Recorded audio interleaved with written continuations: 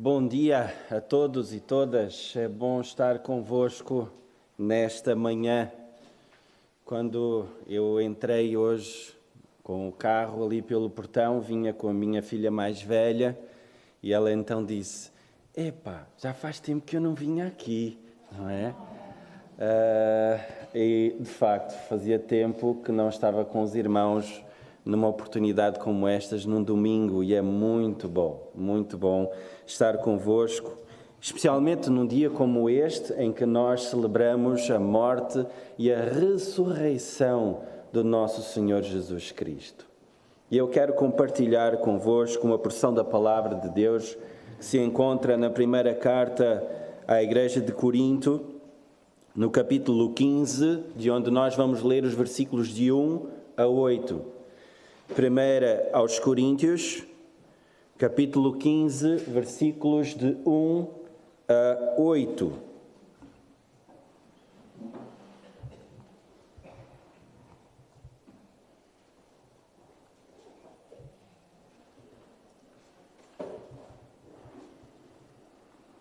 Primeira Coríntios, capítulo 15, versículos de 1 a 8.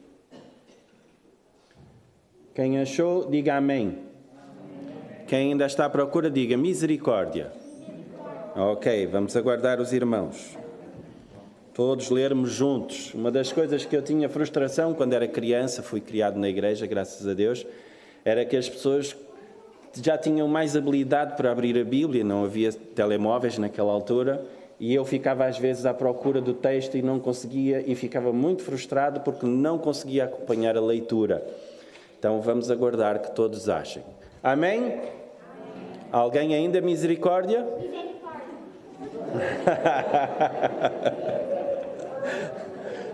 Essa misericórdia nós sempre precisamos da parte do Senhor, não é? Vamos ler o texto bíblico, acompanhe aí na sua Bíblia mesmo. Diz assim a palavra do Senhor: "Agora, irmãos, quero lembrar-vos das boas novas que lhes anunciei anteriormente. Vocês as receberam e nelas permanecem firmes. São essas boas novas que os salvam, se continuarem a crer na mensagem como lhes anunciei. Do contrário, sua fé é inútil. Eu lhes transmiti o que era mais importante e o que também me foi transmitido. Cristo morreu por nossos pecados, como dizem as Escrituras. Ele foi sepultado e ressuscitou no terceiro dia, como dizem as Escrituras. Apareceu a Pedro e mais tarde aos 12. Depois disso, apareceu a mais de 500 irmãos de uma só vez, a maioria dos quais ainda está viva, embora alguns já tenham adormecido. Mais tarde apareceu a Tiago e posteriormente a todos os apóstolos. Por último, apareceu também a mim, como se eu tivesse nascido fora de tempo." Vamos orar? Louvado seja o teu nome, Pai Santo e bendito. Louvado seja o nome do teu Filho Jesus Cristo. Louvamos o nome do teu Santo Espírito, porque é por meio de vós que nós estamos aqui nesta manhã, temos esta palavra santa e bendita e podemos refletir e aguardamos ansiosamente que tu, Pai, fales ao nosso coração pela instrumentalidade do teu Espírito, por aquilo que o teu Filho fez na cruz do Calvário e deixando a tumba vazia. Fala nesta manhã ao nosso coração. Nós te pedimos, em nome de Jesus. Amém. Amém. Meus queridos, esta é a centralidade do Evangelho. E é isto que Paulo quis deixar à igreja de Corinto. A morte de Jesus por causa dos nossos pecados, o seu sepultamento e a sua ressurreição. Este é o centro da mensagem de Jesus. Não há nada mais importante do que isto. A pessoa de Jesus, aquilo que ele fez e aquilo que Ele continua a fazer nas nossas vidas. Me lembro na minha adolescência no Brasil, quando andava nas viagens com o meu pai, que ia pregar em várias igrejas, e às vezes então víamos assim escrito, os caminhões no Brasil têm assim frases muito engraçadas, ou então muito sérias e muito profundas, não é? Ou é 8 ou é 80.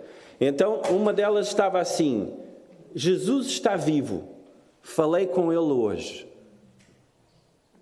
Jesus está vivo. E Ele hoje recebe culto aqui e em todo o mundo. A morte de Jesus é uma morte vicária. O que é que isto significa? É uma morte em nosso lugar.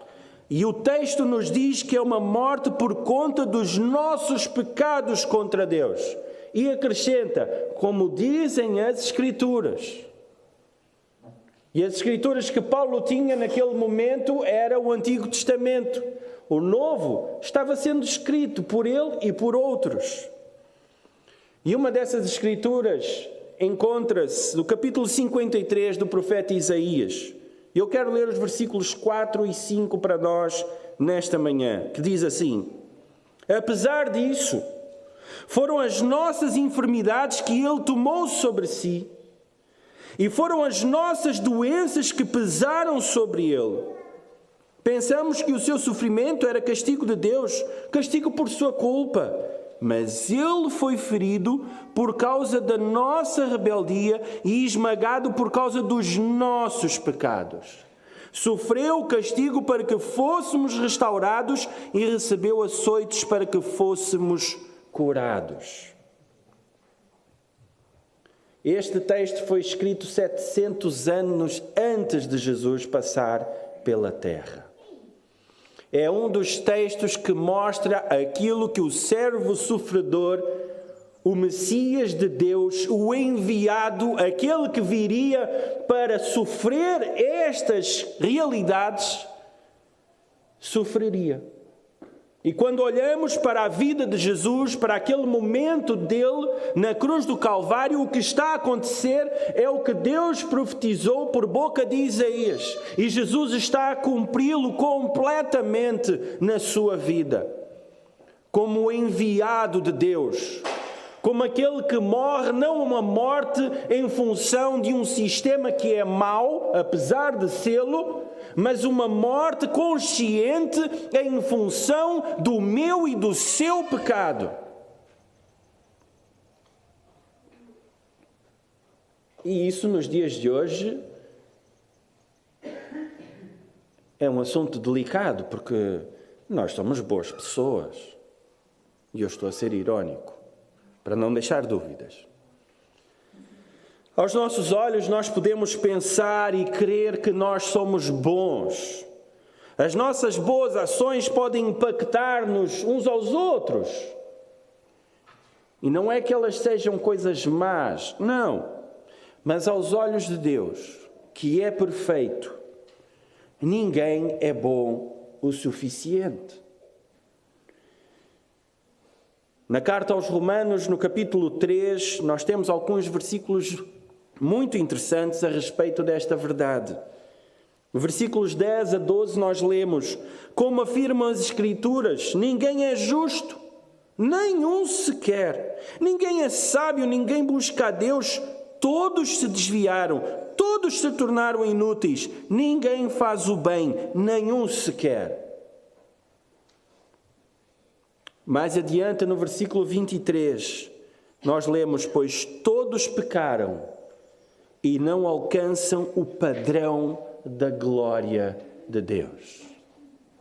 É deste padrão que nós estamos a falar, o padrão da perfeição. Nenhum de nós, ser humano nenhum na face da terra, alcança este padrão de bondade. Este é o padrão pelo qual Deus nos mede. Mas então, o que fazer? Se nada do que nós fizermos resulta, o que é que vai acontecer? O que é que é esperado de nós? Quando o pecado entrou no mundo, lá no início com Adão e Eva, manchou a humanidade para sempre, até que veio Jesus, o Deus feito homem, a perfeição em pessoa. E por isso que a sua morte é por nós. É uma morte em nosso lugar. É uma morte pelos nossos pecados.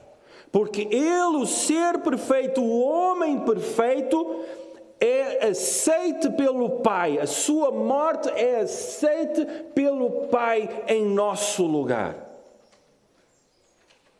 Jesus morreu pelos nossos pecados. Na segunda carta aos Coríntios, no capítulo 5, versículo 21, o apóstolo Paulo, inspirado pelo Santo Espírito de Deus, resume esta verdade nas seguintes palavras: pois Deus fez de Cristo, aquele que nunca pecou, a oferta por nosso pecado, para que por meio dele fôssemos declarados justos diante de Deus. Sim, quando nós cremos naquilo que Jesus fez, na sua morte e na sua ressurreição, Deus nos declara justos. Não porque eu ou você merecemos, não porque eu ou você tenhamos feito alguma coisa para isso, mas por causa daquilo que Jesus fez, por causa da perfeição de vida de Jesus. Eu e você somos vistos por Deus quando cremos em Jesus, da mesma maneira que Deus vê o seu Filho. Jesus morreu e foi sepultado. Isaías 53, aquele mesmo capítulo que li anteriormente, no versículo 9, diz: não havia cometido nenhuma injustiça e jamais havia enganado alguém. Ainda assim, foi sepultado como criminoso, colocado no túmulo de um homem rico. Vejam os detalhes da profecia e vejam como Jesus a cumpre na perfeição. Sim, Jesus morreu, Ele não desmaiou, Ele não estava inconsciente, Ele morreu. Como se diz no Brasil, em alguns lugares, morreu de morte morrida, e neste caso, morte matada. Mateus relata o sepultamento de Jesus da seguinte maneira, no capítulo 27, versículos 57 a 60. É o cumprimento da profecia de Isaías. Ao entardecer, José, um homem rico de Arimateia, que tinha se tornado seguidor de Jesus, foi a Pilatos e pediu o corpo de Jesus. Pilatos ordenou que lhe entregassem o corpo. José tomou o corpo e o envolveu num lençol limpo, feito de linho, e o colocou num túmulo novo de sua propriedade, escavado na rocha. Então rolou uma grande pedra na entrada do túmulo e foi embora.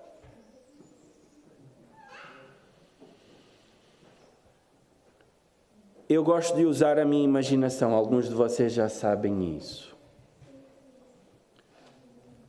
Os evangelhos nos narram dois discípulos, nós não sabemos quem, a caminho, saindo de Jerusalém, indo para Emaús.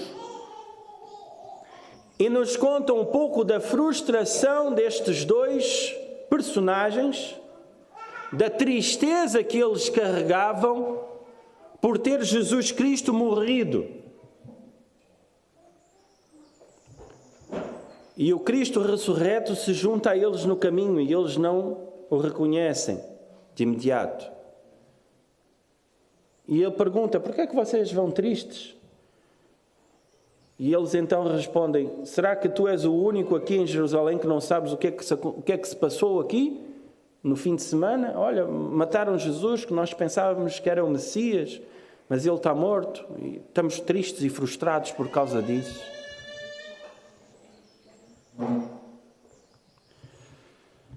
No Antigo Testamento, no Salmo 16, no versículo 10, nós lemos o seguinte: pois tu não deixarás minha alma entre os mortos, nem permitirás que o teu santo apodreça no túmulo.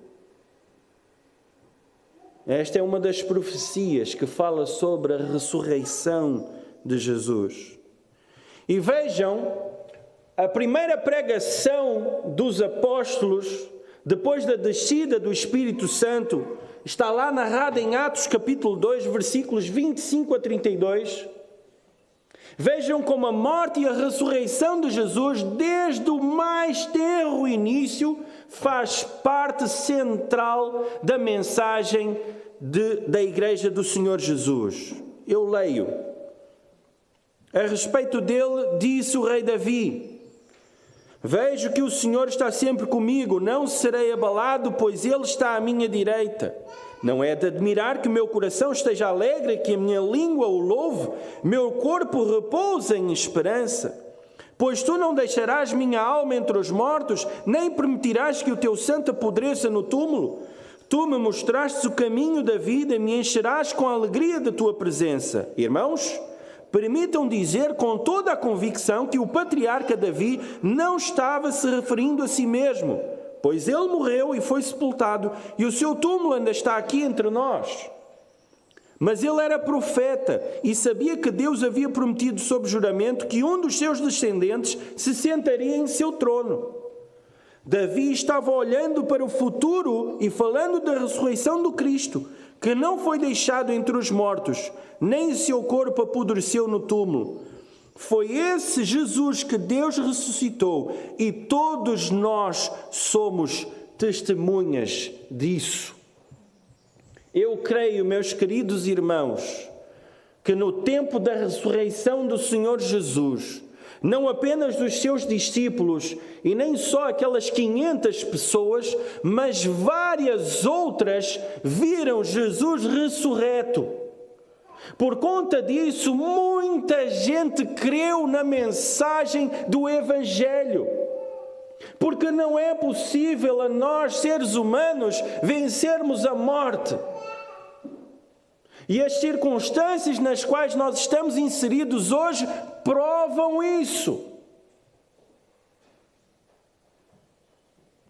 Mas não houve sistema, não houve política, não houve governo, não houve morte nenhuma que segurasse Jesus Cristo, o Senhor da vida, no túmulo.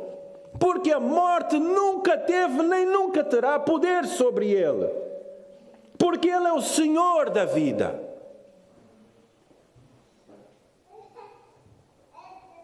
E é por causa do nome poderoso de Jesus que nós podemos ter vida juntamente com Ele. Paulo, na sua carta aos Romanos, inspirado por Deus, explica para nós um bocadinho melhor, explica para os irmãos de Roma e para nós também, no capítulo 5, versículos de 6 a 11, e eu quero ler para a nossa inspiração.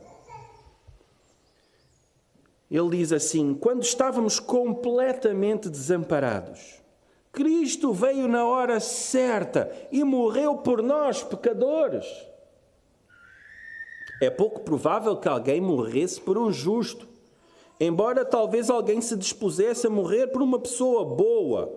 Mas Deus nos prova seu grande amor ao enviar Cristo para morrer por nós quando ainda éramos pecadores. E uma vez que fomos declarados justos por seu sangue, certamente seremos salvos da ira de Deus por meio dele. Pois se quando ainda éramos inimigos de Deus, nosso relacionamento com ele foi restaurado pela morte do seu Filho, agora que já estamos reconciliados, certamente seremos salvos por sua vida. Agora, portanto, podemos nos alegrar em Deus por quem fomos reconciliados por meio de nosso Senhor Jesus Cristo. O amor de Deus é algo fabuloso, porque nenhum de nós, Nenhum ser humano na face da terra merecia o que Deus fez por nós em Cristo Jesus.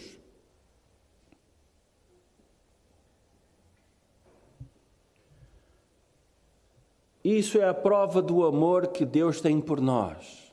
Que quando nós ainda éramos pecadores, porque Deus não ficou lá sentado no sofá celestial, a assistir a TV a cabo celestial, com o comando celestial na mão, a procurar, este está bom? Não, não está. Este está bom? Também não. E este também? Não, este também não está. E esta?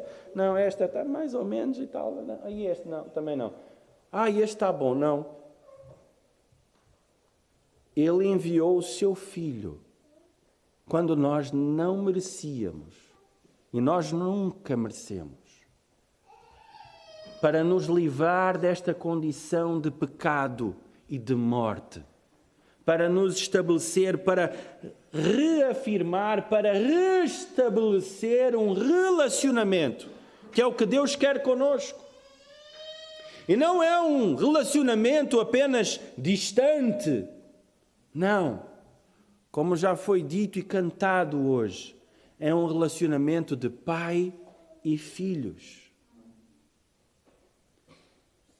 É uma família sendo criada.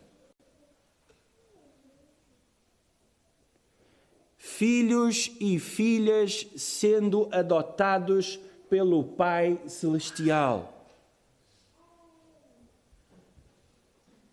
Há um dito popular que diz que todos nós somos filhos de Deus. Não é verdade. Todos nós somos criaturas de Deus. Filho é aquele ou filha é aquela que o tem como pai. E se o tem como pai, o tem nesta forma que o Pai estabeleceu, por meio de Jesus Cristo. Filhos e filhas a quem Ele ama, a quem Ele cuida, a quem Ele está presente. Eu quero trazer algumas coisas nas quais Deus estabelece a sua aliança como Pai para nós. Por meio do sacrifício e da ressurreição de Jesus Cristo, nós somos muita coisa como filhos e filhas de Deus. E eu queria compartilhar, e com isto que termino para o fim da minha mensagem. Porque em Cristo Jesus, eu e você somos justos. Deus diz que nós somos justos. Por causa do sacrifício de Jesus, eu e você somos filhos de Deus, filhos e filhas de Deus, por causa da morte e da ressurreição de Jesus. Há uma família sendo formada nesse sentido. Eu e você somos amigos de Jesus. Jesus nos é apresentado no texto de Romanos capítulo 8 como o irmão mais velho, como o primogênito dentre muitos irmãos.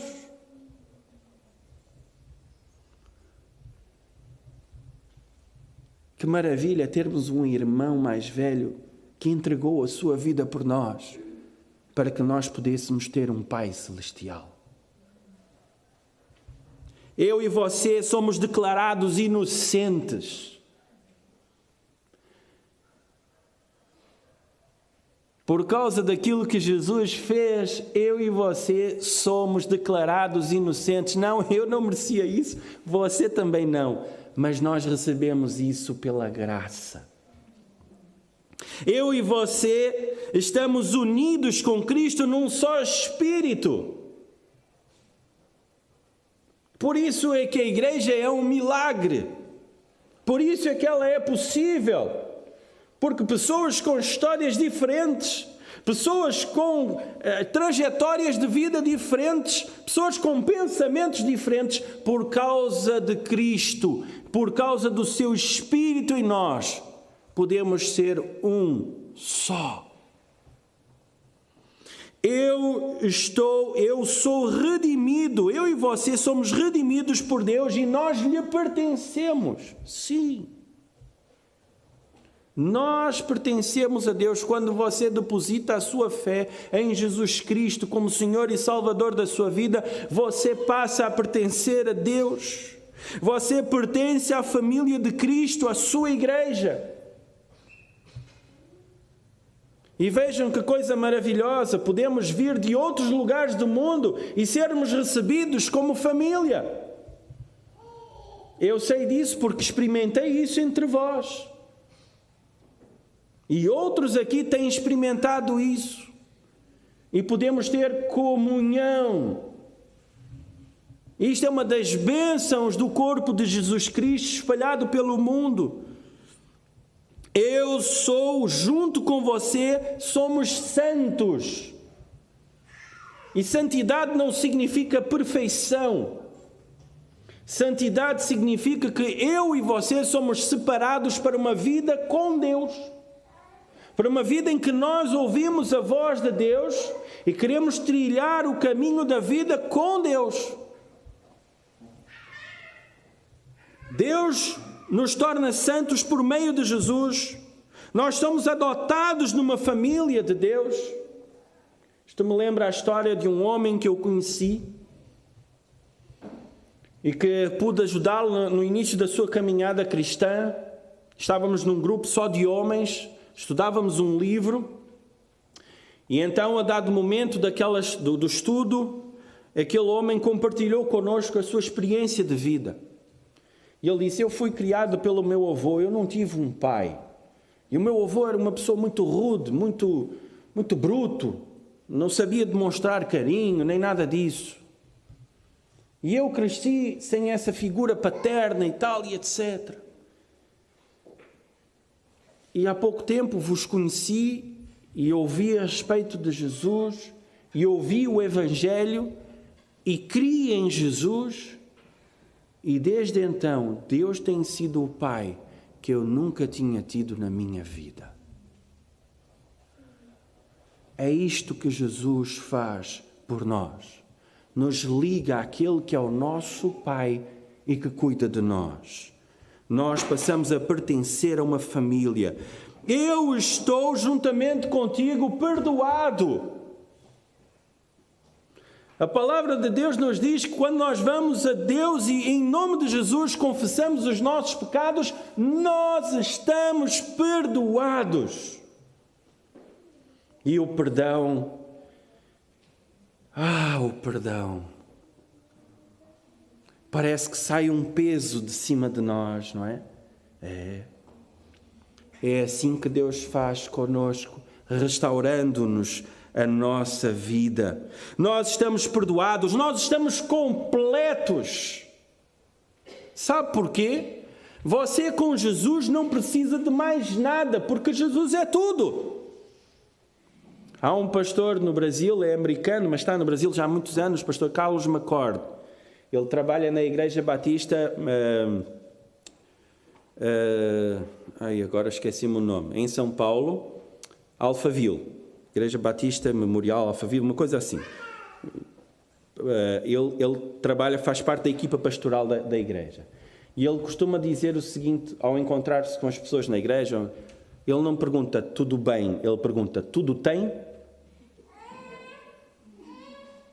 Porque quem tem Jesus, tem tudo.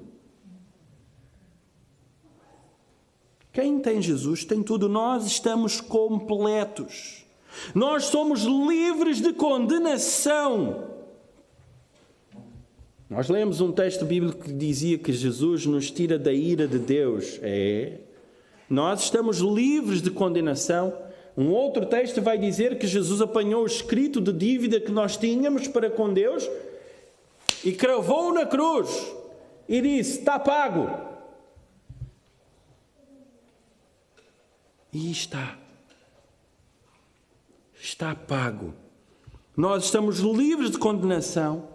E Deus tem um plano para cada um de nós. Nós fazemos parte do plano de Deus. Meus queridos irmãos, nós precisamos crer nisto. Porque você não está nesta vida por acaso, você não é um acidente da natureza.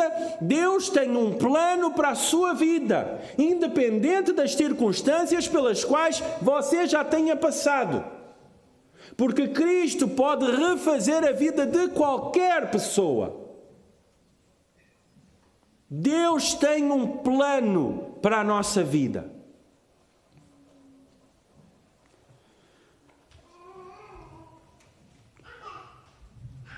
Eu e você somos inseparáveis do amor de Deus. Este é um dos textos, para mim, mais maravilhosos, que é o texto de Romanos, capítulo 8, o final, a partir do versículo 28 em diante. Quem nos poderá separar do amor de Cristo?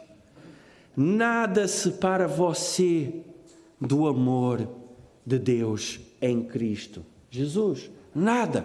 Nós somos inseparáveis do amor de Deus.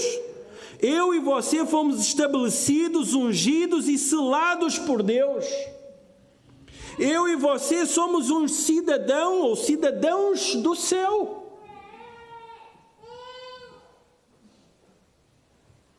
Não existe passaporte físico, mas existe o passaporte espiritual e ele está aqui, no meu e no seu coração, se você já creu em Jesus como Senhor e Salvador da sua vida.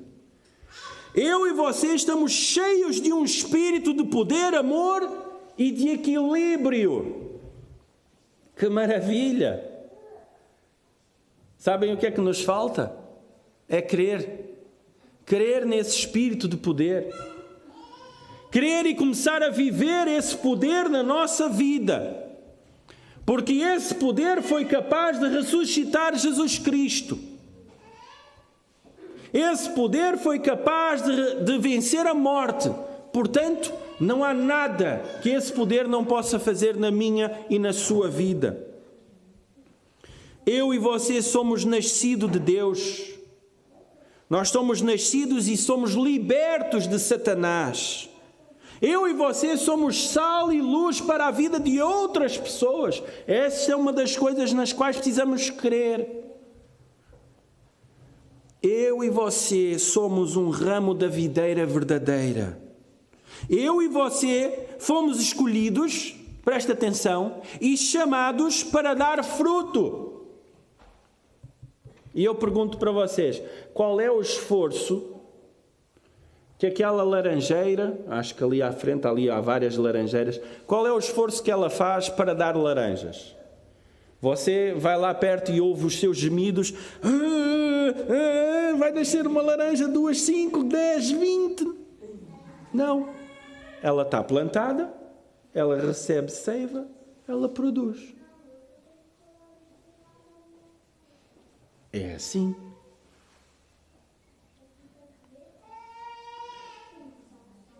Eu sou escolhido e chamado para dar fruto. Eu sou, e você também, é templo do Espírito Santo de Deus. Eu sou um obreiro, e você também, da reconciliação com Deus. Eu e você somos obreiros da reconciliação, para fazer com que outras pessoas se reconciliem com Deus. Eu e você estamos em Cristo e Cristo está em nós. Nós somos cooperadores de Deus. Eu e você somos feitura, somos obra-prima de Deus. Por isso eu costumo dizer que eu não tenho ovelha feia. Só ovelhas bonitas, porque a gente olha com os olhos de Deus. Porque eu tenho espelho em casa. Eu e você temos total acesso a Deus. Eu e você podemos todas as coisas em Cristo. E eu e você encontramos graça e misericórdia quando passamos por necessidades diante do nosso Pai. Tá bom? Só isto? Coisa pouca, não é? Já está bom, né? Já entendi. Recado dado. Que maravilha, irmãos. Isto e muito mais é o que a morte e a ressurreição de Jesus significam para nós. Permita que Cristo grave isto no seu coração e que estas verdades transformem a sua vida, para que você também seja um elemento de transformação por onde você passar. Vamos orar? Graças te damos, Senhor, por Jesus Cristo, Senhor nosso, Salvador nosso. Graças te damos, Senhor, porque a tua promessa se cumpriu na sua pessoa. Ele é o teu Filho enviado ao mundo para morrer pelos nossos pecados.